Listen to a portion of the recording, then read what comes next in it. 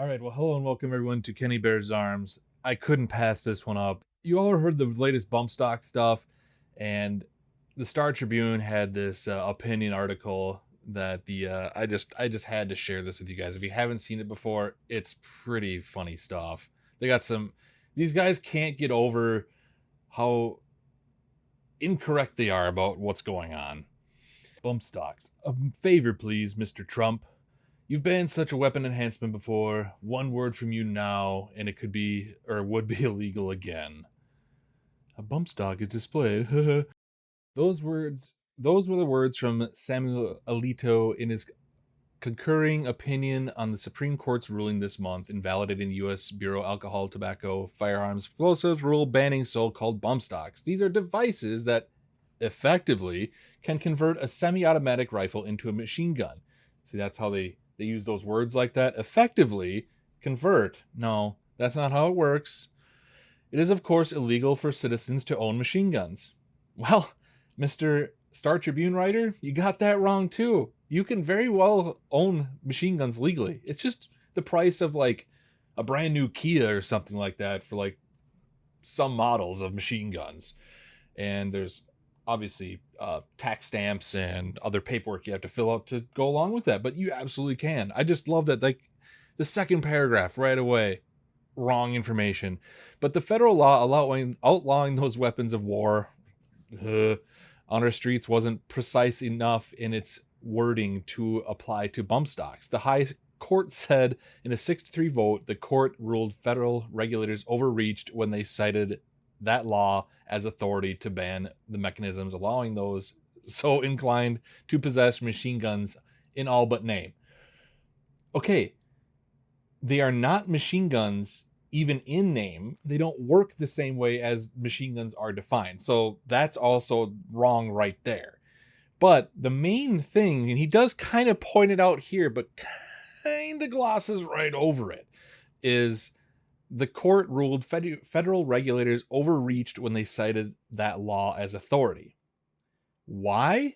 Because the ATF and the other organizations like similar cannot create law. They're not supposed to be able to change definitions on how they want to. So like what Trump did back then probably wasn't even legal to begin with. Hence why it went to the Supreme Court, and the Supreme Court was like, no, you can't do that. When it comes to the guns, the Supreme Court under Chief Justice John Roberts has been strict on the Second Amendment and has ruled unconstitutional any number of state efforts to control the proliferation and type of firearms in our communities.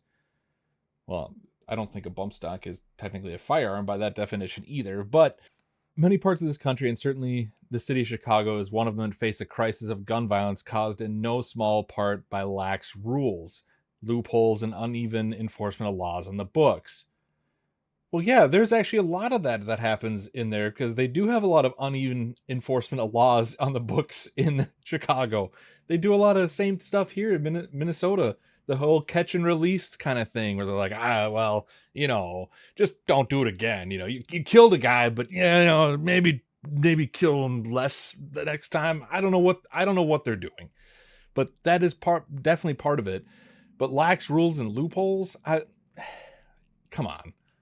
Lax rules. Like, all that stuff is illegal to begin with. There's no lax rules there. Like, it doesn't matter what tool you use to murder people with, that's still illegal. Arguably, this Supreme Court's most conservative justice openly urged the legislative branch to amend the law and do what the High Court said the ATF couldn't: ban bump stocks. Yes, because bump stocks are not machine guns. Bump stocks aren't machine guns and can't be machine guns. They don't function the same way that the definition of a machine gun is laid out. So that there is the problem. That's why this happened. It's not because the Supreme Court is bought and paid for and they're just conservative activists trying to blah, blah, blah. No, they're taking the law and they're doing what they're supposed to be doing. And that's what a lot of the left is so upset about, ironically, is because they're actually taking the law into consideration and how it's written and going, you know what? No, this can't happen this way. then all of a sudden, like if the Supreme Court does something that they like, all of a sudden it's like, oh, it's okay. Well, now we like the Supreme Court again. But you just called them activists 2 seconds ago. It's not like this whole Trump trial thing where that is clearly some overreach going on there and some heavy bias there.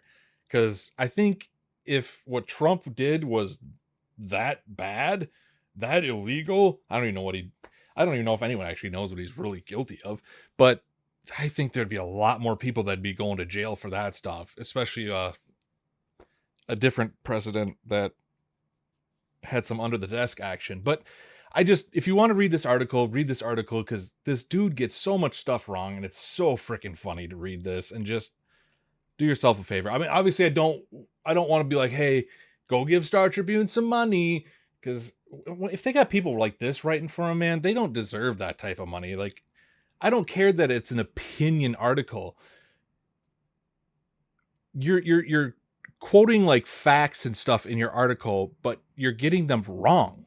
That's not how any of this stuff works. That's the problem. And your opinion doesn't trump fact.